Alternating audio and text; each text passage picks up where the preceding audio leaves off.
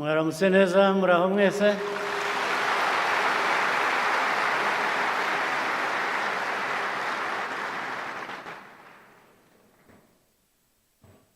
Vice Chairperson, RPF Secretary General, RPF Commissioners, members of the Diplomatic Corps, I want to thank you for honoring our invitation. We are happy to be with you here. Special guests who have also joined us from different parts of the world.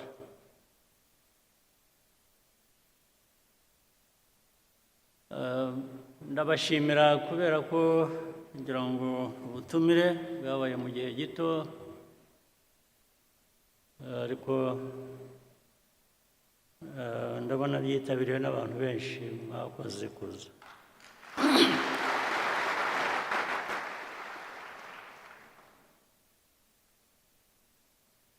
Uyu mwanya ndagira ngo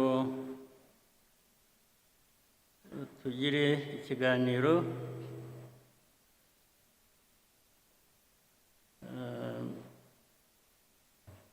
ndababwira ibyo ntekereza ku bintu byinshi ariko ndahera kuri RPF.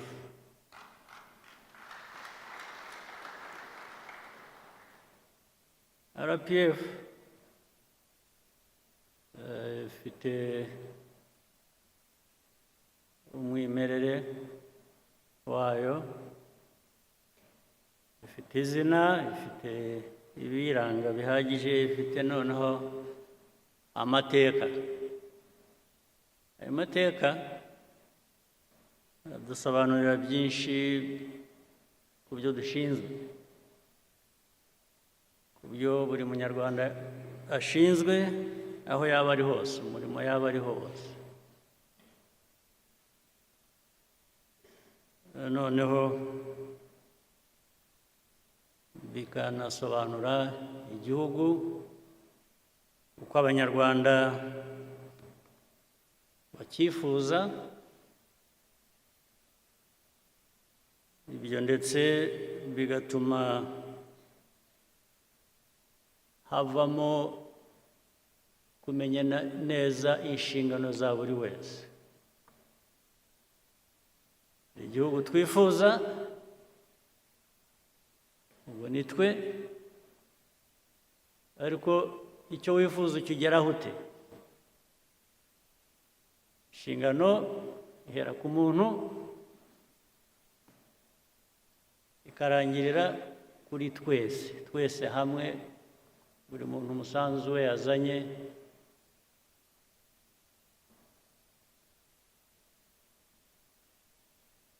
ushyirwa hamwe gute kugira ngo bitugeze kuri ya ntego twihaye n'aho dushaka kuba turi. Ibyo rero ni imvugo gusa kandi duhora tubisubiramo, ndetse twanabiririmbye, baririmbye FPR, ariko ibyo byose twabikora twagira, hari ikigomba kugaragara ku banyarwanda no ku Rwanda. U Rwanda ruvuye he? Rugeze he? Rushigaje iki kugira ngo rugere hahandi ruvuga ko rwifuza kuba ruri? Ibyo niyo wakwivuga ukavuga ibyiza byawe, ukavuga ibyo ugezeho, ibyo wavuga byose hari igipimo cy'abantu, cyane uhereye ku banyarwanda. Rimwe bazavuga batari ko ibi ngibi abatuyobora aba bayobora RPF, abayobora igihugu muri rusange, ubwo hagiyemo n'abandi batari RPF, ibyo twivuga twe ko bitatugeraho, ko tutabibona, ko ndetse icyo gihe n'abandi bo hanze bagomba barabivuga, bavuga bati u Rwanda ariko rugeza cyangwa se ntiruragera. Ndetse icyo gihe bikabamo no kumenya ikibazo mbese ni iki. Abantu bifuza kugera aha hantu heza ariko ko tubona bagishigaje urugendo rurerure kugira ngo bagereyo, habaye iki?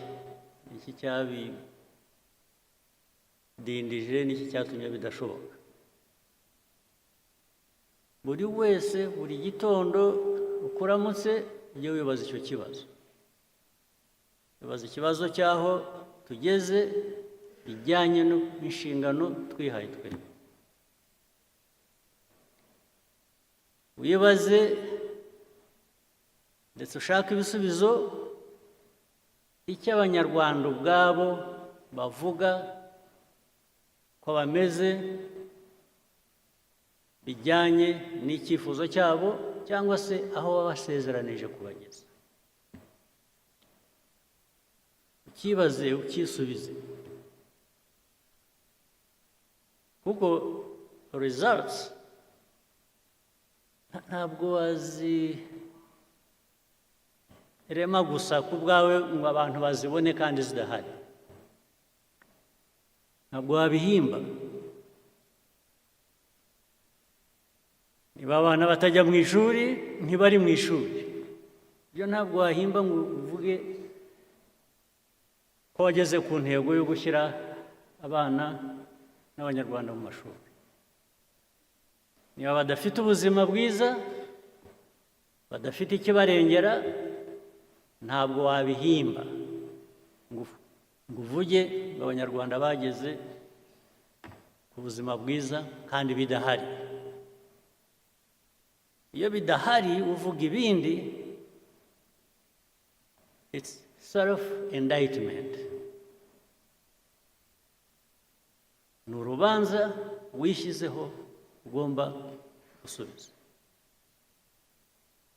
Ibyo tuvuga, ibyo dukora bigomba kugaragara no mu byo tugezeho. Iyo binyuranye ubwo hari ikibazo. Ibyo tugezeho nibidahwana n'ibyo tuvuga,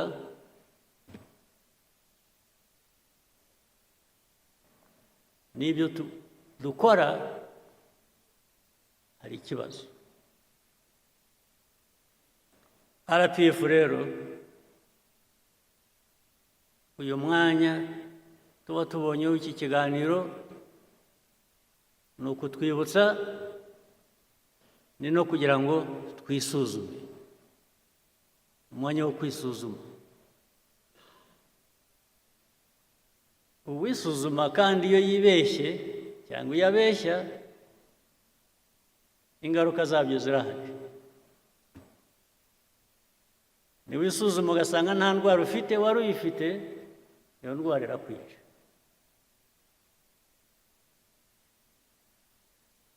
Kuko waribeshye, ntiwayivuza cyangwa ntiwayivura, iraguhita.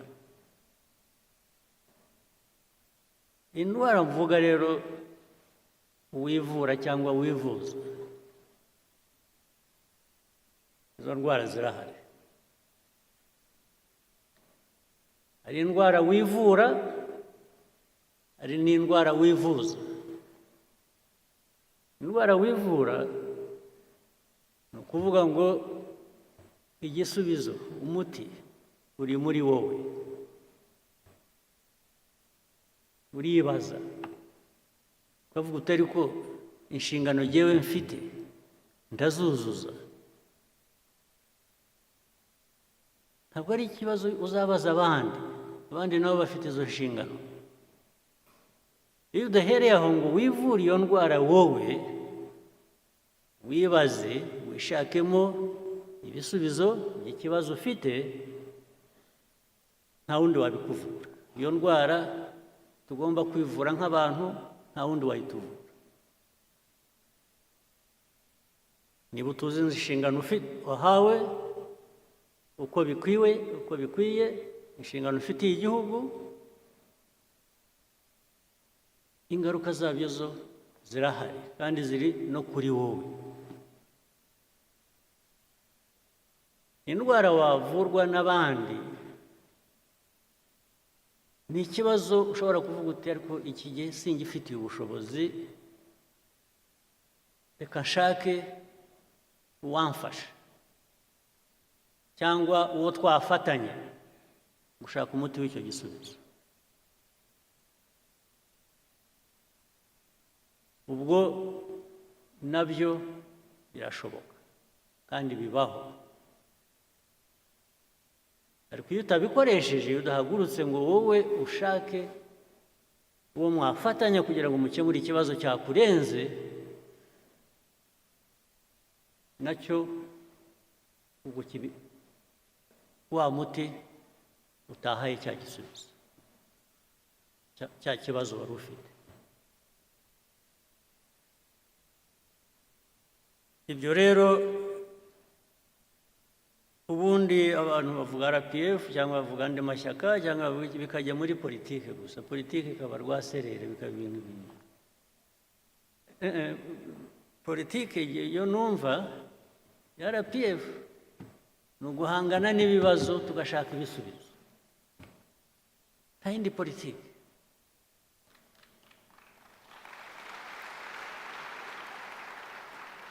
Politike y'ibinyoma, yo guhimba, yo kubeshya, yo gushakisha uko watirisha, bimwe mwita gushushanya rimwe na rimwe, ibyo biguha ibindi bibazo, ntabwo biguha ibisubizo, byongera ibibazo ku byo wari ufite.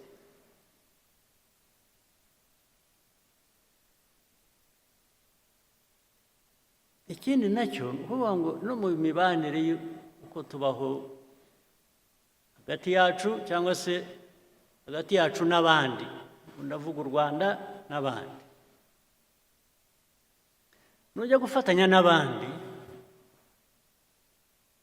urabanza wowe ukumva ikikurimo ufite n'iki wowe utanga, kugira ngo uhuze n'icyo undi atanga, mwese mubigiremo inyungu, ari wowe ari n'undi mufatanyije. Hari ikibazo rero gikomeye cy'amateka yacu, amateka y'u Rwanda cyangwa se amateka muri rusange ya Afurika.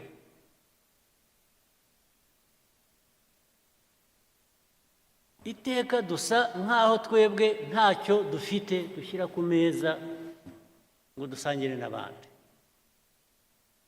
Duhora dushaka ko abandi bagira icyo bashyira ku meza, twe tukaza tugasangira nabo.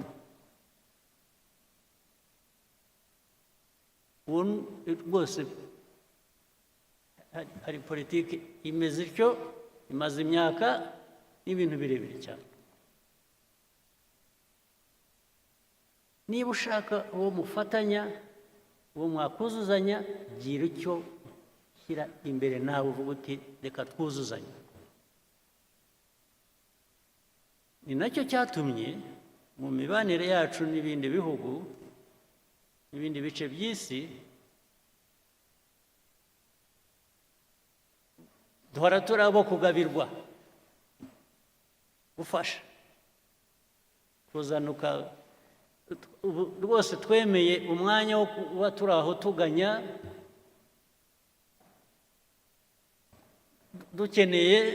dutegereje uwatugoboka. Baraboneka, abo bagoboka baraza rwose,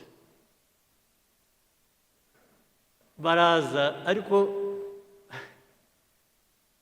ikibazanye ni imbabazi bagufitiye. Kubera iki? Kubera iki bagufitiye imbabazi? Kuki? mujya mubibaza babafitiye imbabazi barabaha kubera iki?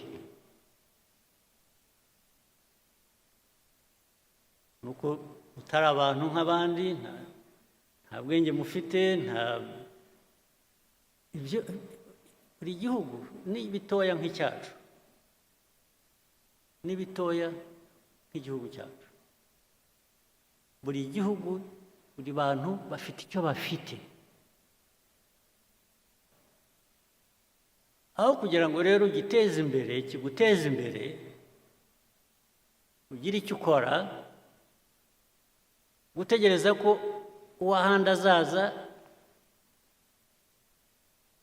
we kuko azi icyo kugikoresha akagitwara, kazaza kuguha imfashanyo wari ukeneye, uba wicishije, sinzi,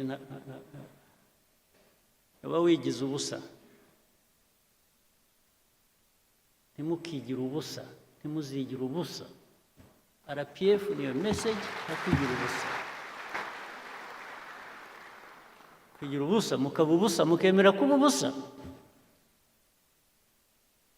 mukemera ko mushobora kubaho, muzagira icyo mutunga, muzagira icyo mukora, ari uko undi muntu yaje kubibakoresha cyangwa yabibakoreye.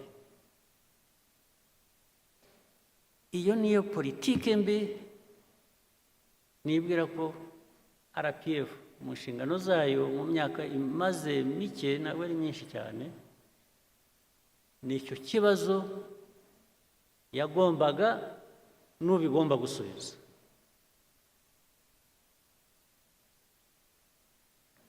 Ibibazo tumaze kunyuramo mu Rwanda mu mateka yacu, musubize amaso inyuma mwibuke, ndetse n'ubu ngubu n'uyu munsi u Rwanda rutahagurutse ngo rugire icyo rwikorera rwigezaho, ubu muba muri ubusa, muri ubusa. Ariko abo kudufasha, abo kuduha ibyo dukeneye, abo kutugaburira, bo barahari, baba baraje bakatugaburira. In fact baraje buzuza ku byo twagerageza gukora, nabyo turabibashimira. Ukuzuza ku byo agerageza gukora ni byiza, ariko udahereye hahandi ho kugira ngo wowe ugire icyo ukora, ugire icyo wigezaho, hinduka ubusa.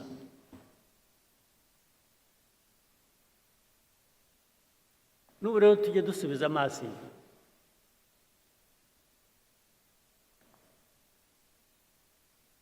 kuko bigenda bituganisha n'ahantu nyine duhurira n'abandi,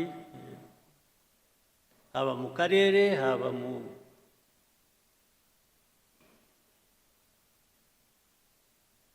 no hirya yaho. Ariko ibi ndabivuga nzi ngo ndabibwira abenshi muri hano, muri bato, ni urubyiruko. Ndibwira ko majority hano ubu abenshi mugomba kuba muri hagati y'imyaka 20 na 45.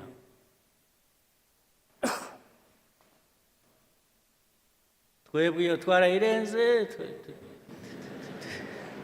turi kure. Ariko natwe twarahanyuze. Muri twe ndagira ngo mwebwe mukiri aho ngaho bafashe mutekereze.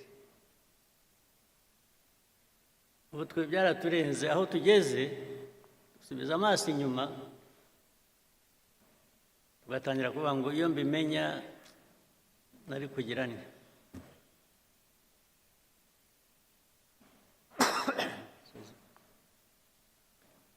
mba naragize ntya nari kugira ntya ariko too late twaragiye. Ariko mwebwe ntimuzategereze kwibaza icyo kibazo karabaye. Ni ubu ngubu sinaho.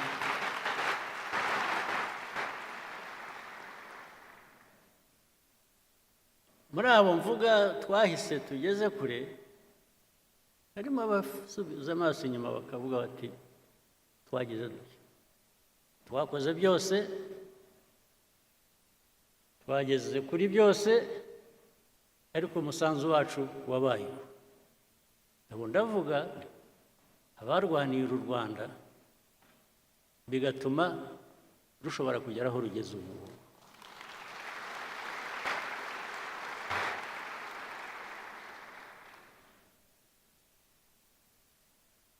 Now it is your time. Mwebwe urubyiruko mbwira. It's your time. Don't wait until you are 70 and then you start asking yourself, what did I do? I wish I knew. I didn't. No, ndakubwiye. Ubyumve ushake uko bigenza n'usohoka. Cyangwa wenda bamwe murabikora. Naho igihugu dushaka kubaka, ya numva of course bigezweho mu rubyiruko ni vibes. Bigeze kuri vibes.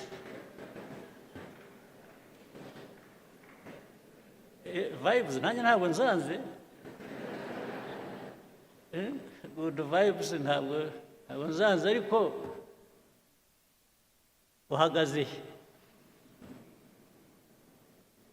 kuki? So vibes natwe twese usibye ko dushaje twebwe, ariko zigera ku ihe myaka, zigera no ku bakuru ngira. Vibes n'abakuru ntabwo bazanga, ariko kugira ngo tujye muri vibes tugire aho duhagaze please.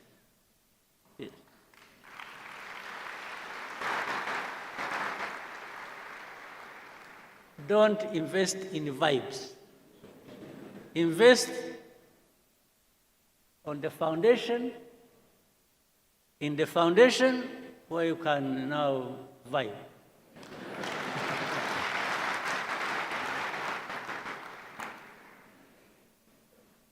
Kuko niba nta foundation ihari karakubaho. Yes. You'll vibe only for a week. No, but ngira ngo ibyo mushaka turashaka biri sustainable. Yes.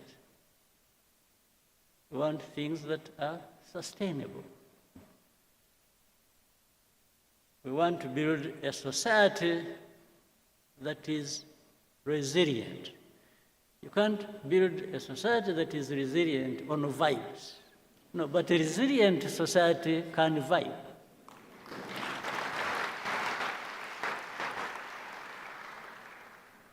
Isn't it? So it is a daily responsibility mukwiriye gutekereza. Ni ikintu mukwiye gutekereza buri munsi. Ntuhore ufite impungenge ariko ejo nzamera nte, nibucya ndaba meze nte. Uhora ufite kuko stress nugira ikibazo uhorana cya stress, jya umenya ngo 50% ni wowe, you are the responsible person. You have worries, you have this, you have urakora ibintu bigutera stress, but there are different ways of doing things and achieving what you want to achieve. So it's not just even the results, it's the process that takes you there. What have you invested in that process? What thinking? What feeling? what commitment in the process to give you the results you want.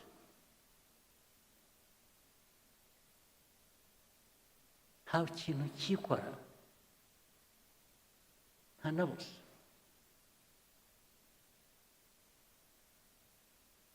Mbese njya numva hari abantu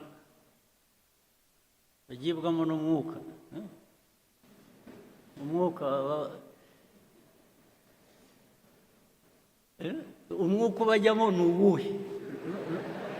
Ntubabwira gukora iki? Ntugira umwuka gusa, utagira icyo uvanamo, uragera aho uhere, umwuka wawe wagera aho ugahera. Umwuka abagibwamo n'umwuka, ibyo bazanira ni ibiki? Umwuka, I have no issue with the umwuka, but must have something in it, tangible, that touches my life, that transforms my life.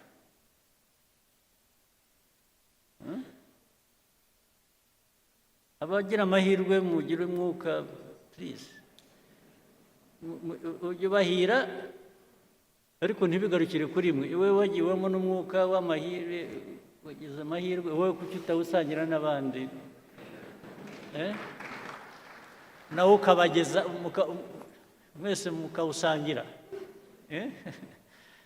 Kuko nukugeramo wenyine ukawugumana, ariko nabwo icyo mvuga ntukabe imvugo gusa, bijye mu bikorwa. Njye nimbona mu bikorwa bihari ushobora kureba byaturutse ku mwuka, nanjye ndawifuza, nanjye nzagana aho ngaho. Ariko the measure ni what is it that has been delivered? What is it that we can touch and feel and benefit from to improve our lives? What is it?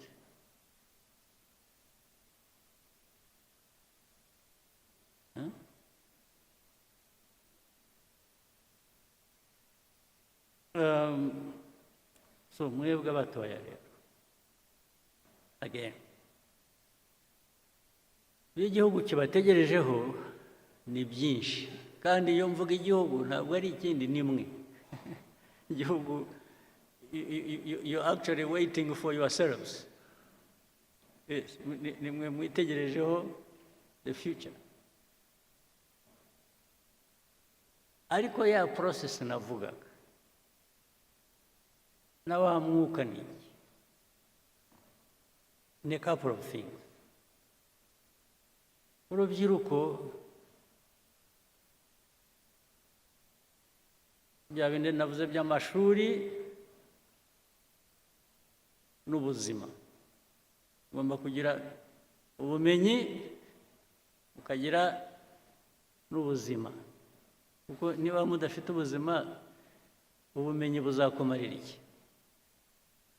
Kumenya bizakumarira iki udafite ubuzima? Must have both. And it is easy to have both if you have made the choice to have both. It can't be one and not the other. You must have both. Ni nk'uko ku rundi ruhande rumwe, niba uteye imbuto, ni nko kurera, ni nk'uko utera imbuto, igiti kigakura, ukajya uhora ugiha ibyangombwa gikeneye kugira ngo gikomeze gikure gifite ubuzima. Namwe abantu, hari kwa kumenya nimwe mukwiriye kuba mugerageza ibishoboka byose kugira ngo mubugereho, ndetse bitari ukubugeraho gusa, mushobore kubukoresha kubageza ku byo mwifuza.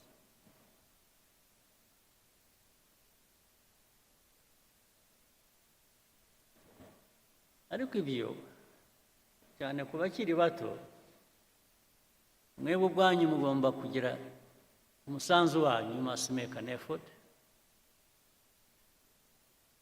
Ariko hari n'uburere muhabwa n'ababyeyi ndetse na society, umuryango mugari, imico, imyifatire, kirazira. Ibyo abantu babijyaho impaka nyinshi hirya no hino, ahantu hose,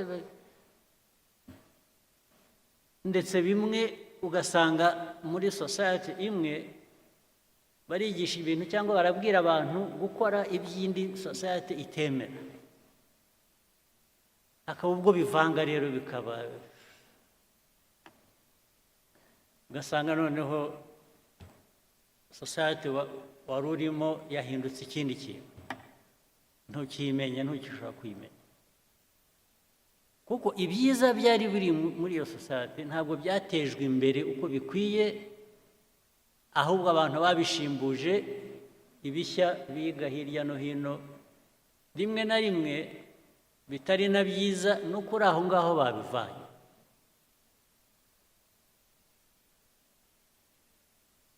Urubyiruko,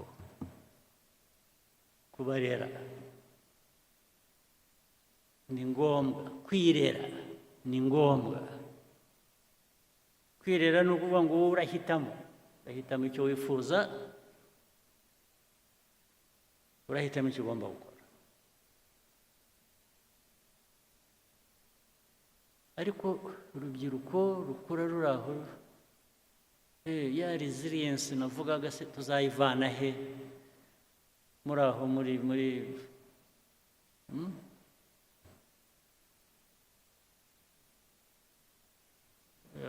urubyiruko rwamamaza ibiyobyabwenge, asanga ngo ni ubuzima, usanga maze ibiyobyabwenge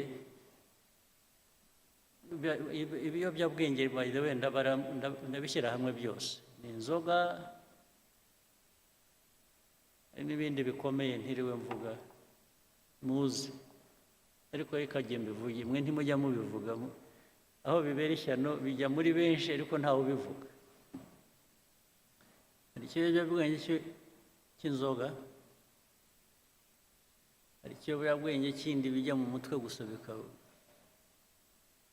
ibi ni ibiki, ibi bitabi n'ibi drugs. Njya numva amakuru bajya bambwira ko bibarimo bitari bike, ndababwira kandi ubu ngo ni ibintu byamamaye bifite, bamwe mwabyigiye hano, abandi mwabivanye hanze, bigendera hasi, biranyerera, ntabwo bijya biboneka. Ariko ibyo uko abihisha kose, abo birimo hazagira uko bigaragara, byanze bikunze. Ariko uko bigaragara kwa mbere, nimwe byangiza ubirimo mbere na mbere yuko bigeraho bikangiza na communities muri rusange. Ariko biroroshye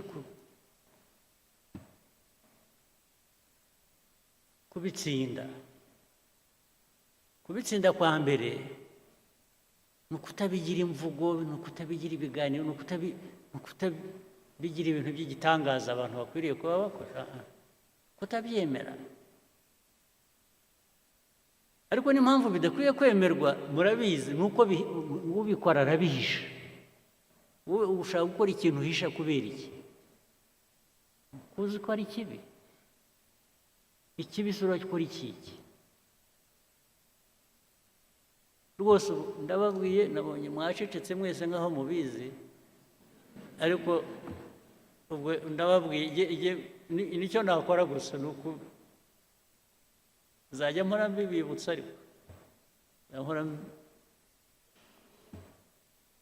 ubwo namwe muzageraho mwibwire.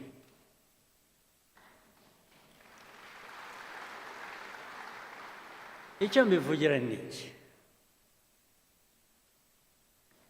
urubyiruko tubatezeho bya bindi nabanjirijeho, ni mwe mwakiza u Rwanda rw'ejo uko tugenda dusimburana. Keretse niyo iyo mission mutayishaka, it's a different matter. Niba mwe mutabishaka mwaravuze okay, ndetse hari aho mwageragera ngo mugashyira urubanza ku bababyaye, ngo ariko se ubundi ndi hano, ubundi mwashyize hano kubera iki? Ukabwira ababyeyi bawe mwambyariye iki? Ariko ibyo ntabwo ari urahare, ibyo ari byo byose baravuze. Ugomba gukora effort yo kuba muzima, yo kuba muzima, not just for yourself, ariko no ku bandi. Kuba muzima bikagira n'inyungu ku bandi, bitari wowe gusa. Icyo tubatezeho urubyiruko mwebwe bishya u Rwanda rwifuza, yamumva ibintu bavuga bya innovation. Innovation murayumva yavuga buri munsi. Innovation, yes. Innovation irimo abantu bameze neza, bafite ubuzima bwiza, bafite ubumenyi, bafite gushaka igera kure, irafasha, yubaka abantu, yubaka igihugu. U Rwanda nicyo twifuza. Ikindi ni commitment. Ugomba kugira ikintu cyawe, igihugu cyawe, aho ukomoka. Ugomba kugira icyo igihugu kigira icyo kiguha, ugomba kugira icyo ugiha. Igihugu kiraguha ukagiha. Ibisigaye ni politiki zisanzwe, muri policy zituma abantu biteza imbere, ndetse bateza igihugu imbere, bitari ibyo gusa. Ibyo ndabasabye mujye mubitekereza. Kuri iki gice reka ndangirize ku kindi. Ibyo mvuga rero nabyo ntabwo bikwiye kuba amagambo gusa, bikwiye kujya mu bikorwa. Ibikorwa ni ukuvuga ngo mwe muri aha benshi ni abayobozi, cyangwa se muri mu nzira yo kuba abayobozi. Imiyoborere aho uri hose, ku kazi ako ari ko kose, wifata ute, ukora ute, utekereza ute? Niba uri umukuru w'akarere, umuyobozi w'akarere, umuyobozi uzindi nzego zo hasi, uhari wumva koko ukwiye kubuyobora. Umuturage arakugana mugafatanya gukemura ikibazo. Investor ushaka gushora imari arakugana, mukaganira ikibazo ukagikemura. Cyangwa umushyira aho ngaho ukamubwira gutegereza, kandi muri uko gutegereza ngo yibwirize, agire ukuntu atunganya inzira. birahari kugeza n'uyu munsi bibaho.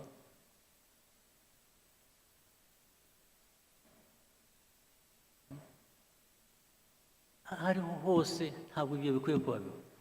Ninde ejo bundi bambwiraga hari umuntu kubera ko nkatuye ndi hafi aho kuri Muhazi, umuntu wavuye hasi waje akora icyo kibazo, nizere ko cyakemutse. Yakoraga ibintu by'amajyambere ku mazi, yarahubatse inzu, n'umuntu uturuka hanze ufite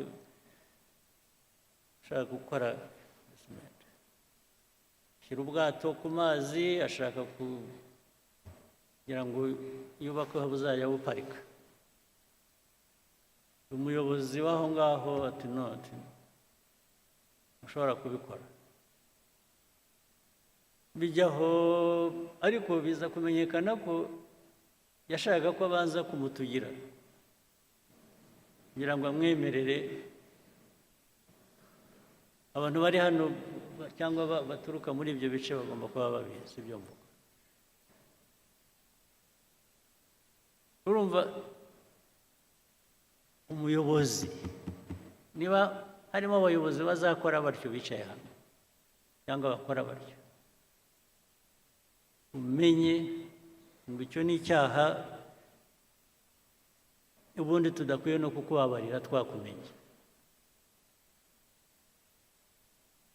Ibikwiye ibijyanye na RPF, ibijyanye na politiki nshya y'igihugu cyacu kubaka, dushaka kubaka, ntabwo bijyanye.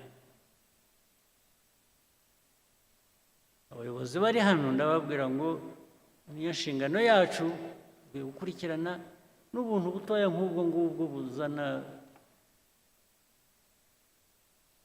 umwuka utari. Ibindi ni imikorere yacu muri rusange, serivisi ahantu hose uko zitangwa, uko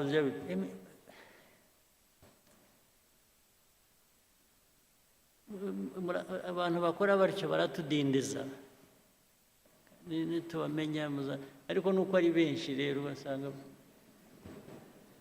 wicaye hariya usabye ikawa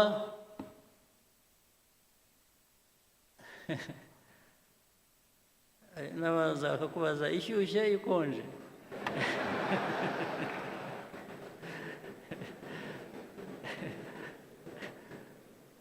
Bakubaza ngo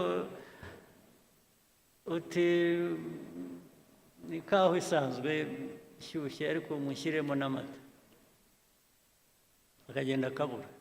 Ubu ndavuga ibintu bimwe mbona n'abantu baba bavuga buri kanya, akagenda agahera pe minota 15 20 utegereje ikawa. Bakubaje niba ushaka ikonje cyangwa ishyushye, ariko bababwiye gushyiramo amata akabura. N'amata yabuze ntibakubwiye. So niba wicaye aho utegereje izakamwa bakohereza ku isoko mukajya gufata, bitubamo murabizi ahantu hose. Ubwo si byo ni rubyiruko nyabakiri umeze rutyo. We n'imigendere ukuntu bagenda yikurura. Hari aho nagiye rimwe, ariko hashize igihe, nuko mbona n'ubu ngo biracyabaho, byarantangaje. Nagiye ahantu twajaga dukina tenisi, abantu bamwe hano barabizi, kera hashize igihe. Turangije twicaye turuhutse, tubanza gushaka wagira icyo tubaza dushaka, arabura. Turahamagara, mushobora kuza kugira icyo muduha, ariko ntazi. Umukobwa mwiza ugenda neza,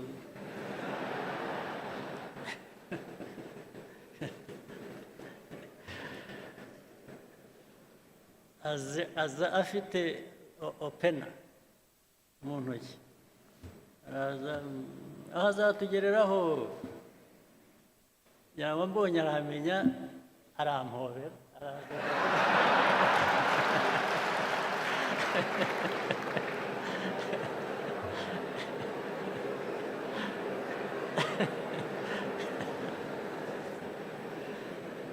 arabanza arampobera ndetse agomba kutuzunguruka twese aduhobera n'abandi turi kumwe bose abanyuramo ndamubwira ko se wa mwana turashaka ibyo dushaka waba ari ibyo duha ibi erega byasaga nk'ibyarangiriye aho ngaho kuduhobera tugeze aho twarambiwe turahaguruka turigenda ubwo urumva umuntu nk'ubu yangirije abakorera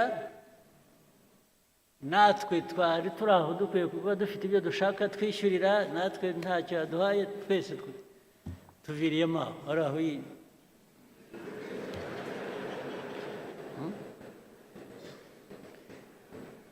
ubu koko mwumva ariko se mwe noneho sosiyete igihugu mushaka kubaka cyaba kimeze giti ni ikihugu reka ibyinshi ariko hari abandi muri mwe benshi bakora ibintu bizima rega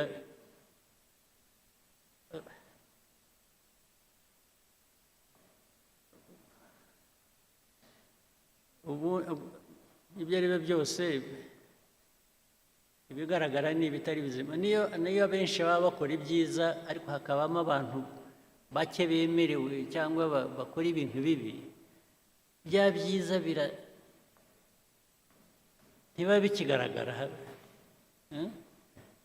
ni nko gufata amazi ikirahure cy'amazi ukadonyamo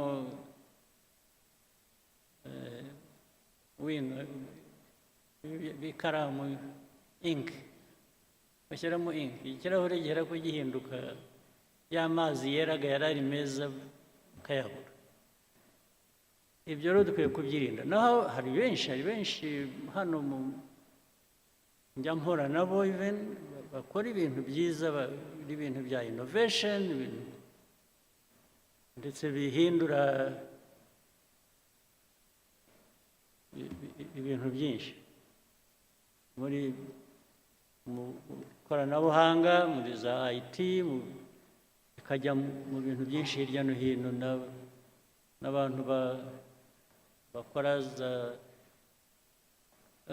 revenue authority abantu ba revenue authority bari hano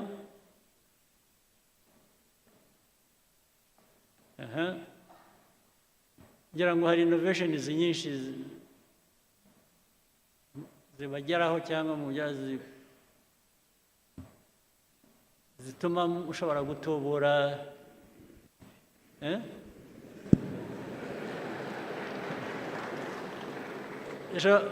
zizamura ayo mutuvanamo ariko iyo byabonetse gutyo hari ikibazo bikaboneka innovation izamura itubura revenue tax revenue hanyuma byarangiza bikajyaho hagati ariko ntabwo zabanza ugira utya ubwo bakajyaho innovation bose barayemeranya ko ikora ariko barangiza bakajya mu process imbere yo kuvuga uzaburetse bareba hari amategeko ntabwo twagira dutya tutabanje hari aya mategeko ariko amategeko akaba yo gutinza ibintu gusa kuko amategeko se bwana amategeko ashyirwaho n'abantu sibyo yes sir igihe umuntu yabonye ikintu gikora kijyanye n'icyo yifuza wihambirwa n'itegeko hari n'amategeko yaduhambiraga yo mu gihe cy'ubukoroni ahubwo ngo hari itegeko n'ubundi si wowe urikora si wowe urivanaho we gifate nk'ikintu cyakuzitiye gutera intambwe bihere ko bigeraho bigera n'abo amategeko tubabwire ngo ariko ibi bintu ntabwo bijyanye n'igihe muratudindiza gusa ndetse hari n'ubwo dushobora gufata ibyemezo tugakoresha igikora itegeko tukaba turigisheho gatoya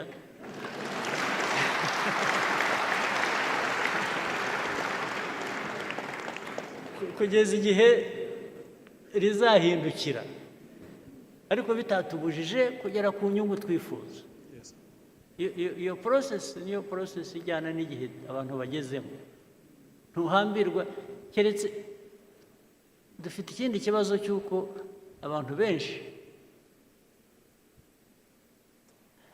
ari n'ubwo iyo agiye gukora ikintu cyangwa akwiye kuba akora ikintu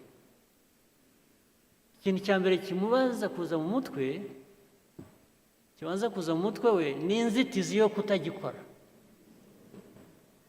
ntabwo ari ukuvuga ngo ngiye kugikora hanyuma nimpora n'ikibazo icyo kibazo ngende nkishyira iruhande ahera ko abona ko hari inzitizi akagendera ku nzitizi bikarangirira ntabwo biba bigikora ntabwo igihe tugezemo gishya ari uko gikora hari icyo bifuza kuvuga abanyabaguhaye microphone mbwira ariko we utanzeho nk'urugero ibindi biri hano ntavuze n'ibiri hanyuma dufashe tubwire ko twakwihutisha. Thank you, Your Excellency. Kuna mutugiriye. It's true. Innovation is very important. Nukurushaho gutekereza ibyatuma tubona amafaranga menshi nk'uko mwabivuze tugomba kwigira. We need to sustain ourselves. Kandi mwihute. Kandi twihute. Ubwira mugire ariko mwe ntimushaka kuva mu bukene vuba. Urumva ikintu haboneka ikintu kirangiriza ubukene mu cyumweru wowe ukavuga utari kugenda ashaka umwaka ubwose waba uri mu ntoki rwose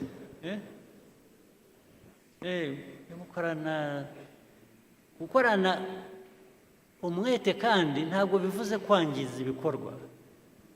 It doesn't really mean sacrificing anything that you shouldn't. Sibyo? Ujye mwihuta muwe wepesi. Mwihute. Igihe utabifite guhagarika cyo gutangira wowe uritangira kubera iki? Why don't you just move?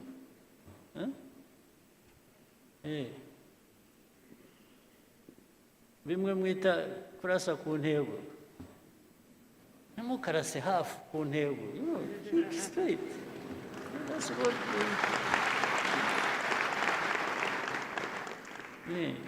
go for it. Nawe wumva uri satisfied uko sibyo? Yes, sir. Okay, asante. Now, let me take you to something else. I'm sure you can guess. It's now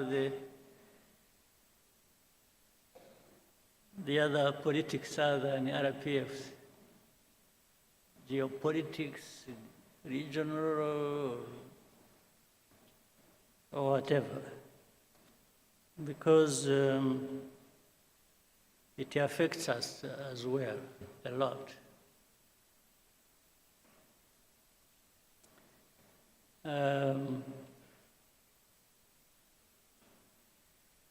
Ariko reka ntangirane just a little story. Tito Rutaremara, are you here?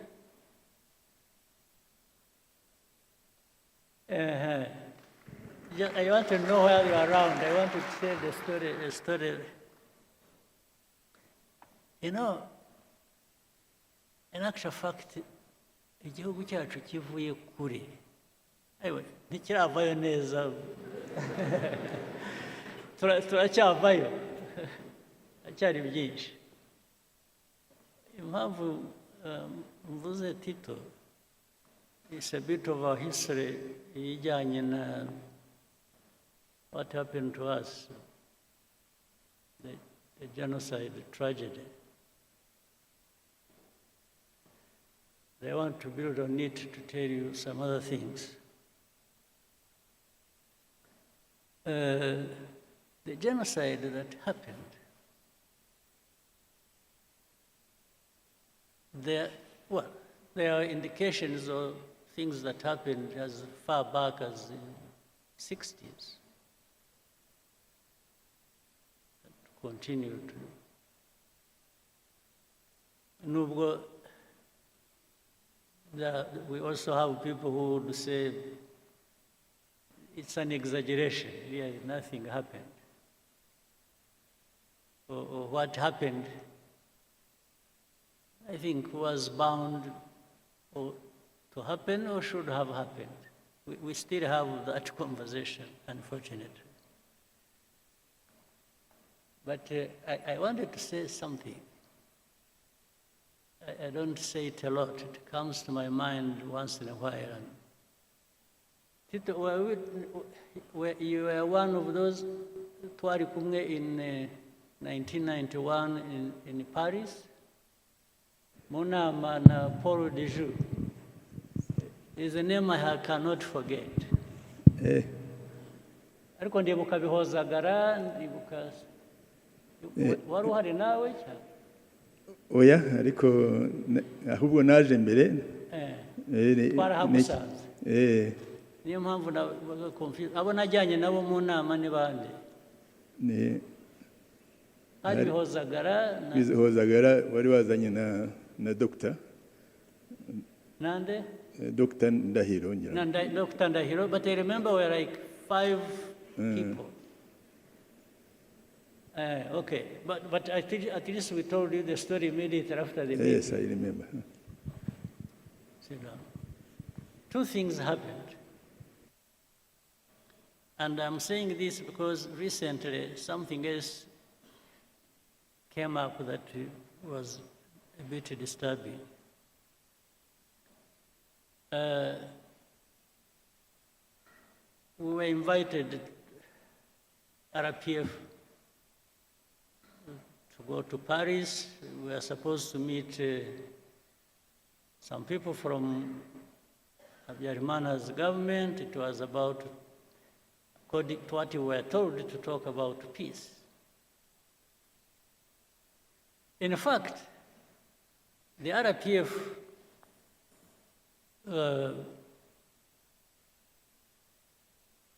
for which I was chairman, vice chairman then, insisted I should not go. Because they are saying, you know, with all these things happening, and that was 91 September. Was it 91 or 92? 91 September. The end of 91. Eh? The end of 91. Yes, it was particularly, I remember, 71 September, I think it was 22nd. So the people insisted I should not go because there was chaos, they even thought they were worried about my security and so on and so forth. So, but I insisted, I told our people in a meeting, which was very people, I said, you know, if we don't go, and they, by the way, they insisted I should be the one to come.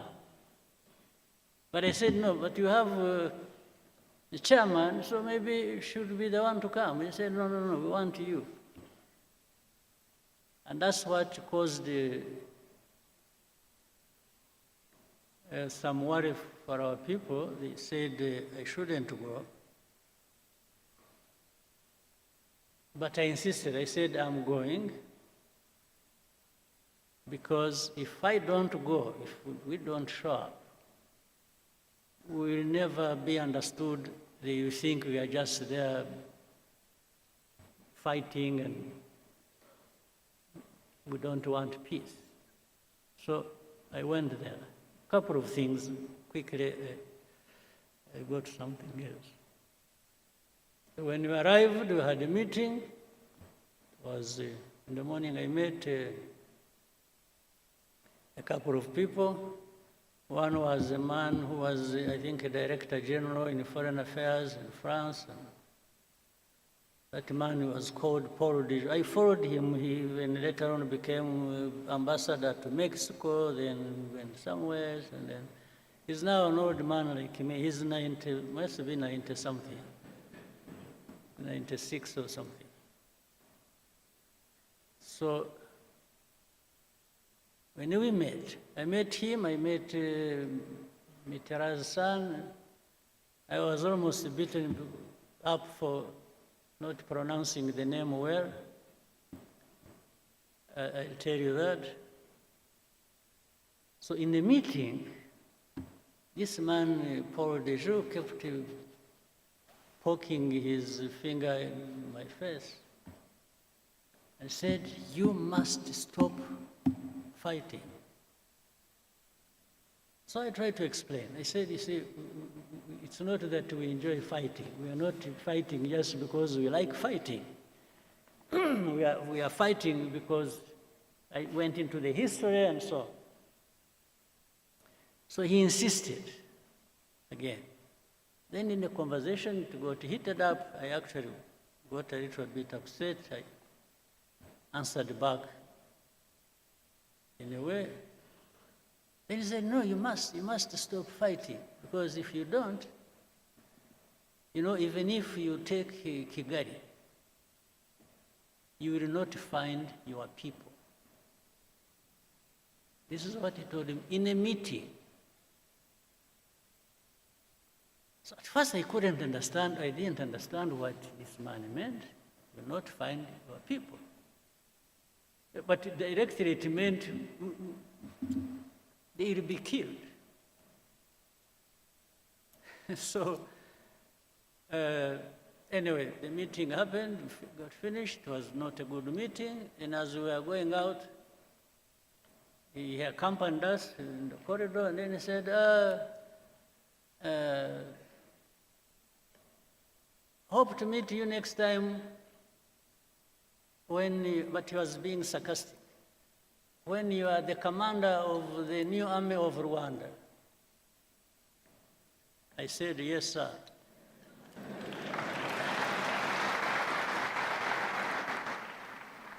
I said,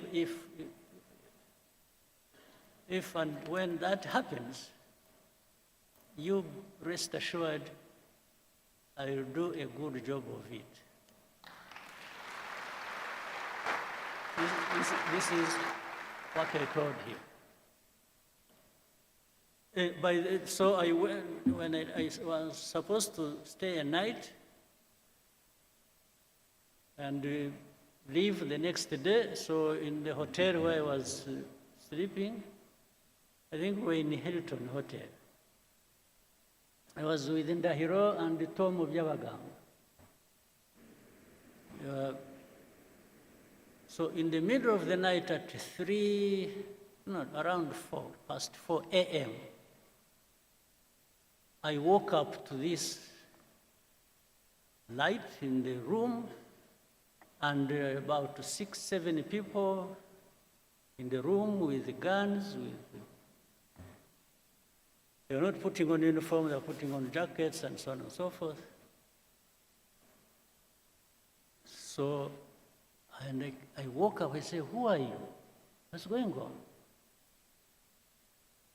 Then one of them said, he spoke in English. You hear him, he's even speaking English. So I was in the wrong place, first of all. Then they said, "Who are you?" So say, "Where are your documents? Bring your briefcase." Before I opened it, they had broken it. So but I kept asking, "Who are you? Who are you? Who are you?" Then as I was doing that, when I looked through the door connecting to the room where Dr. Ndahiro and Tom Byabagamba were staying, I saw they were sitting down in handcuffs. For me, they didn't put me in handcuffs. So I asked people, I said, what is going on? They, a bit rough, but so they took us, dumped us somewhere in prison. I didn't know. It was my first time to be in Paris, and my first time to be in prison. So, hopefully the last. Since that time, I haven't been to any other prison. So they put us in the lock, somewhere down in the basement of some building, and left us there. Then later on, people showed up around 3 o'clock. In fact, why I remember that Zagara was around, they didn't know where we had been taken. I don't know how. They were assisted by some people in France whom they knew. Then we saw Jacques Carabonel and Zagara. There was a very good friend of ours called Carabonel, a French guy. They showed up in that basement in the prison because I think they had known where we were, and they had tried to give us food. I refused to eat. I told them I'm not going to eat anything in that prison. So they brought us bread, I remember, and milk, pints of milk and bread for us, because we had refused to eat prison food. Then they even wanted to interrogate us. Well, they did. They wanted to to use a polygraph on me, the lie detector. I refused. I told them I'm not going to have a lie detector at all. I said, if they want to kill me there, let them go ahead. In the end, they say, whom did you meet? I mentioned that man, Paul Dejoux. Then said, who else? I said, Christopher Mitterrand. He said, no. Who told you he's called Jacques Christopher Mitterrand? So, so they told me, repeat. I said, no, I'm not going to repeat. I said, I'm not the one who gave him his names. But. So anyway, in the end, in the night around 8 o'clock, they released us, and that night I left. I drove from Paris to Brussels, where I was to take a plane the next day and come back home. Now, I'm saying this, I'm telling you this story. The fact that somebody actually implied that something was going to happen to our people, meaning even if you take Kigali, you will not find your people there. You will not find them alive. Then later on, connecting that with the history, with what happened eventually, I could not but conclude that was the meaning. They were privy to what was going to happen. Now, in the most recent thing, let me now switch to something next to us and the recent.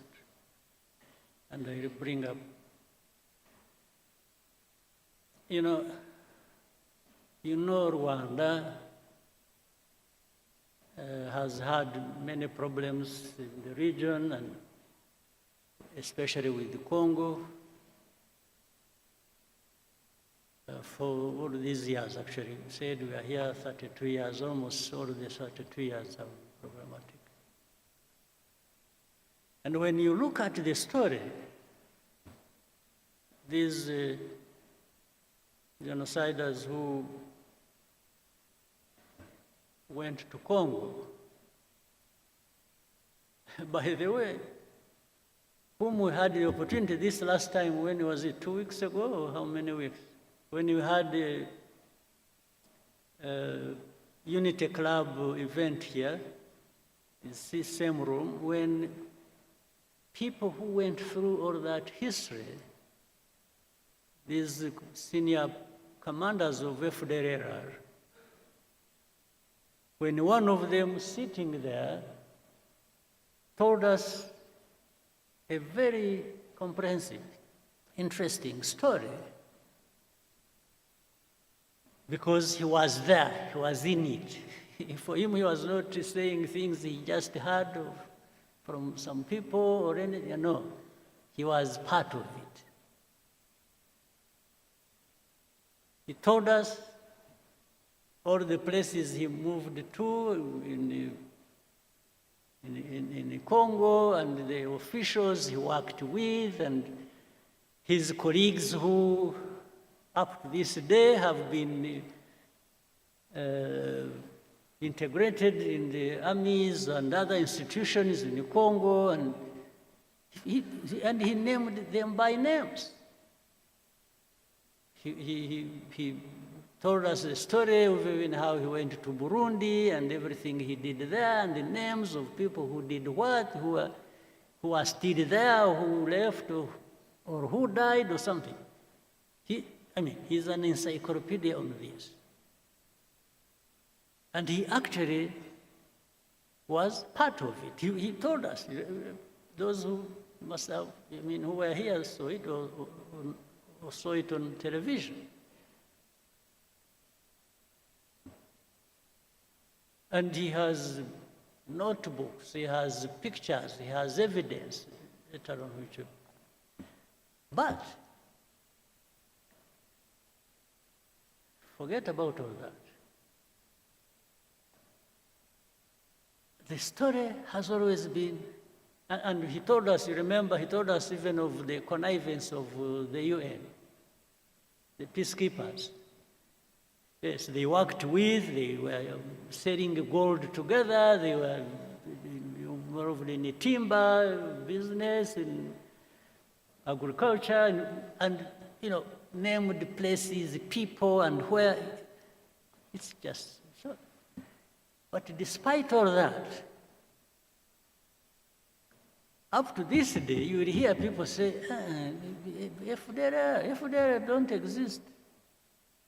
The UN, there's something, there are some experts,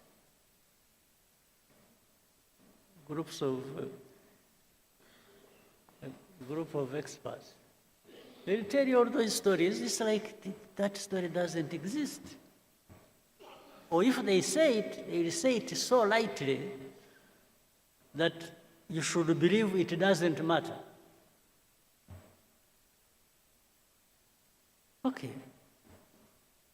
So it goes on, and then some of these leaders in the region, in Congo or Burundi, they say it publicly how and on which side they are. And their intention, and even what they have said on camera, somebody will want to convince you, no, it's not him. It's not them. It's some advisors. No, but he said it. Whether it is an advisor who wrote it on a piece of paper and the president read it, it is no longer advisor, it is the man who read the thing. So they will keep telling you this. So now, not even for a bit, I don't believe, ordinarily, I don't believe in conspiracy theories. I really don't. But when you have people, who are there asking the same questions, pretending it's saying the same things, and Even when you explain, they come back to you and they tell you what they told you last time, meaning they want you to believe what they are telling you or what they want, not the facts you're presenting to them. So it's really like saying, better change your mind and start seeing it like I see it. Anyway, all this has resulted into what we have now. And I also want to remind you, and then I've said it again, but I hope you have had time to cross-check the story, the truth about it. This conflict we have in Eastern Congo did not start from and was not started by Rwanda at all. But somehow the plan, I think, before was to make it a problem of Rwanda or for Rwanda. Again, to tie into the story, to connect in the whole story of where everything that has happened is not anybody else, it is Rwanda that caused it, or that must carry the responsibility.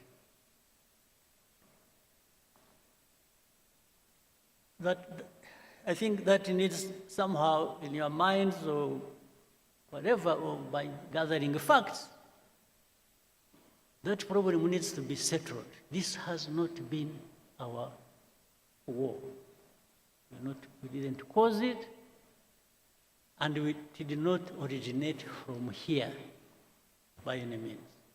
We are not part of the origin, except for being associated with the saying, oh, this is M23, the story that was there 2012, and for 10 years it was not addressed, it comes back, still it comes to be our own problem. But the same people, in fact, one time we were in Nairobi, we had a meeting with heads of state at the beginning of this conflict. I had opportunity to ask President Tshisekedi in the same meeting. I said, President, how has this become Rwanda's problem? How has it become? This is not anything started by us or didn't come from Rwanda. Why? He just hesitated, and I told him, I asked him, I said, do you know, are you aware of the fact that actually that whole rural areas, those areas around, have more or less been taken over by FPR, and they even man roadblocks and collect taxes? He hesitated and said, yeah, he has heard about it. This was his answer to me. He said, so what do you think FPR is there doing? And why do you allow them to be there? And we have asked you to work with you to address that problem together. You have refused. Now, before that was over, another president offered an explanation and where those people originated from when they went to fight in Eastern Congo, saying it came from started from his country. So, and every time I brought up this issue with the people, I said, why do you make this Rwanda's problem? It is not Rwanda's problem, it is the problem of Congo and their own people, and it only becomes our problem when it comes to FPR that must be sorted out. One way or the other, either you sort it out, you Congolese, or the UN that is employed there, and there are thousands, you address that problem and stop them from invading our country, or we will sort it out ourselves.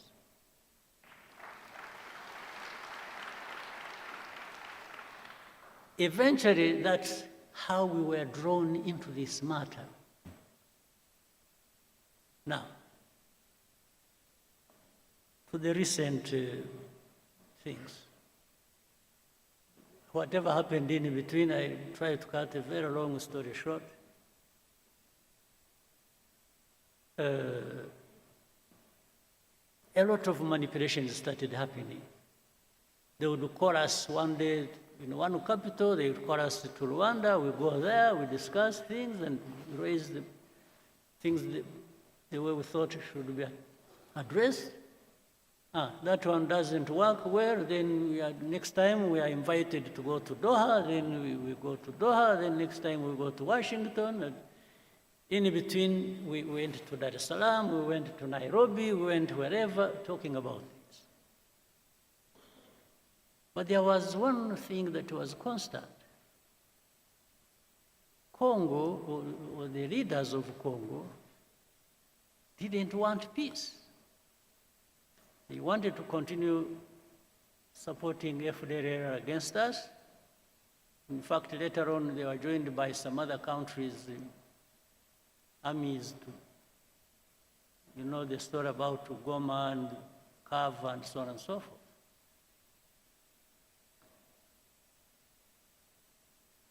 So,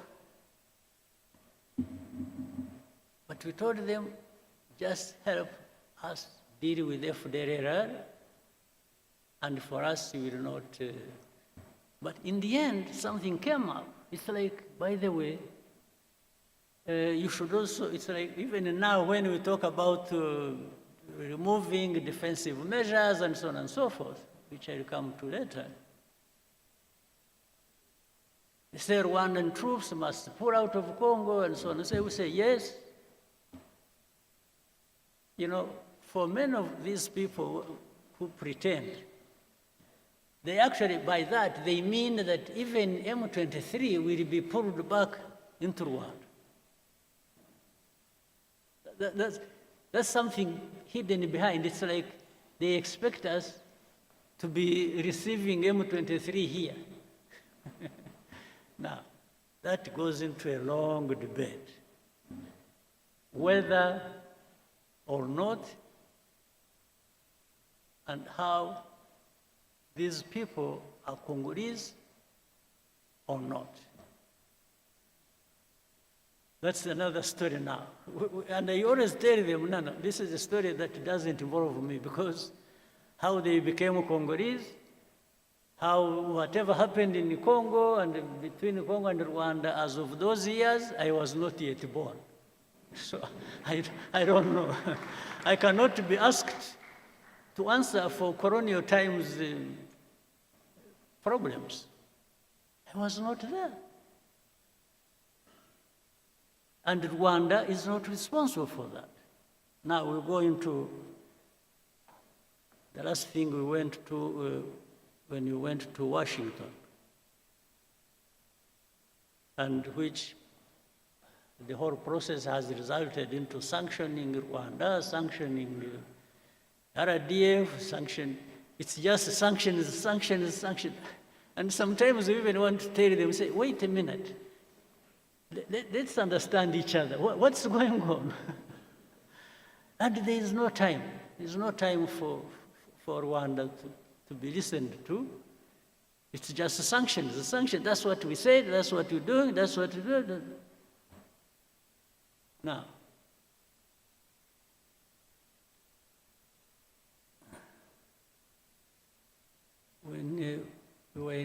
before we went to DRC, to DC, Washington, DC, on 4th of December to sign an agreement.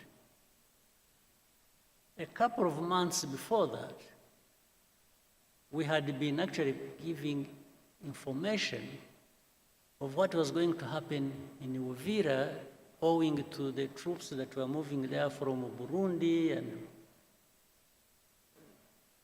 the Congolese army and what they intended to do and so on and so forth. We gave them everything. They know it. They can't deny it. It is on record. It is in writing. So when Uvira fell, then they got an opportunity to say, okay, you know what? Let's frame it as Rwanda literally insulting President Trump and defying Washington and disrespectful. They didn't. So they are the ones who caused the Uvira. And we told them, so this Uvira was, we forewarned you about Uvira 2 months before signing the agreement. Said, how can you hold us responsible for this? Then, initially I thought the initiative they had brought up of saying, you know, they want to resolve the problem of, first of all, the political problem internally, then the security problem that concerns Rwanda and the region, then the economic partnerships between the US, DRC, Rwanda, and the region. I said, you know, I thought this was a wonderful thing. We really embraced it. We said, oh, this is something. But little did we know, we had actually been just set up for something else. Because in the middle of it, there came a story. It is, you know what we want to achieve is no M23, no FDLR, and we just walk to the mines and that's it. But we told them in our discussions, we kept telling the people, we said, fine, you will do whatever you want to do. But how do you just expect these people fighting for their own rights, these Congolese, the FCM23 and others, for them they are on the ground fighting, the others are fighting politically all over the place, as you have seen, including the religious leaders and so on and so forth. I said, how do you just all of a sudden think you will wish away all of this without actually addressing some of the root causes? He said, no, because we can't. Oh, then the mercenaries came in. These are the second round of mercenaries. You know, there are first mercenaries who even came through here and were transported back. Other mercenaries came in the background, and they were the ones, somehow they converge with the policy on the region and on resolving this problem. They are the ones dictating, and I think these are the ones who are supposed to finish. But this, while the initial thing was to finish FDLR and finish M23, this time it has become finishing M23, not FDLR. FDLR because they are working with the same people and working with the government of Congo. Now, all these facts, they are known. But the complication of this, the world politics and the geopolitics, is that there are people who think they just dictate what the truth should be and what should happen, and for the rest you just shut up. That's what is going on. Today, what is going on is if you raise an argument, you say, oh, you know what, I'm going to sanction you. that is the argument. Now, something I shouldn't forget, I said I was going to, because of the story I brought up earlier. In the recent weeks and months, You have heard of the story of the killings and the fighting that has been going on in a place called Minembwe, around the Minembwe area. This is a place home to some Banyamulenge or some other.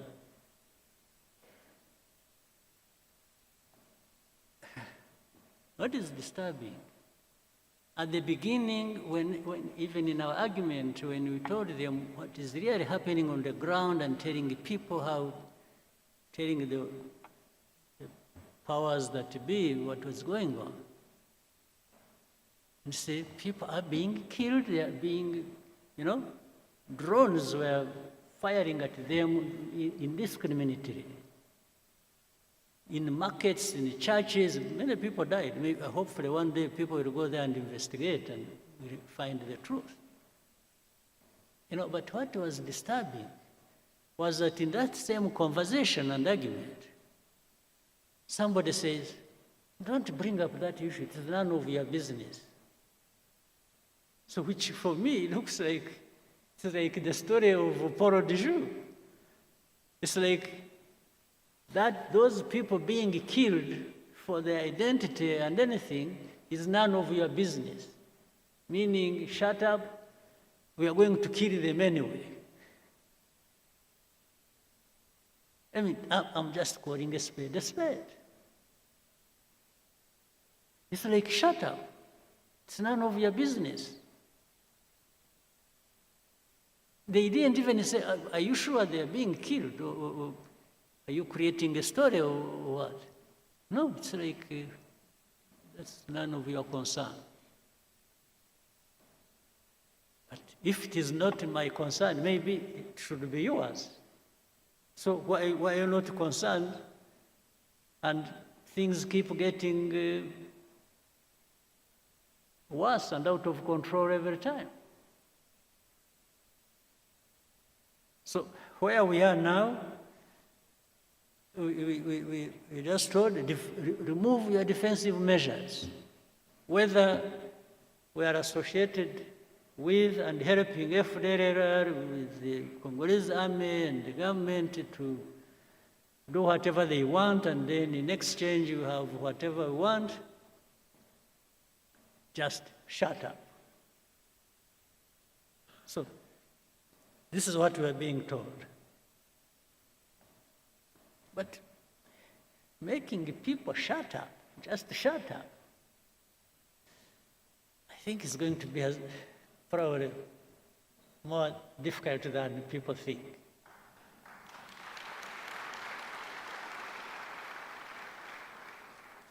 To say we will support those who want to come and kill you, or like they killed you last time, or we will handle it the way we want, so shut up. Well, I only shut up when I'm dead. That's when I'm coming.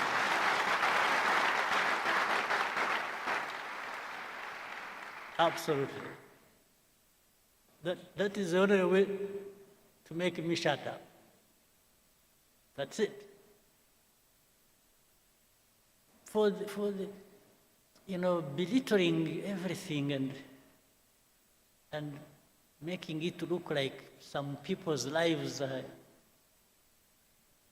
just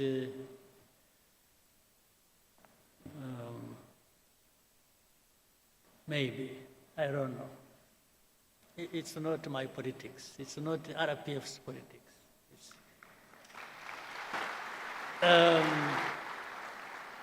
We're a small country, very insignificant in many ways. You can do much harm to us, granted, but boy, wishing us away is not a big thing, it's not a small thing. Wishing us away just to say disappear. They were saying they will make disappear FDR, they make disappear M23. By extension, they were saying even you, Rwanda, will make you disappear. Well, I can't invite it. I can't wish to have such a thing. But when it comes, when I have not been able to avoid it, I think they'll find. I only wish you people, you people, I'm not worried about myself. I just worry about you if you just go home and sleep and think you'll find everything on the table for you without having to invest in it. If you are there waiting for handouts, or for people to do you a favor so that you can live, it would be very sad and absurd, and it will be a lot of our time and value wasted. I hope that will not happen.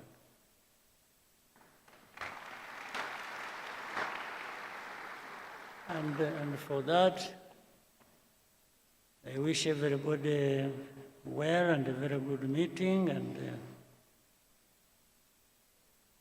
I hope to see you next time. Thank you.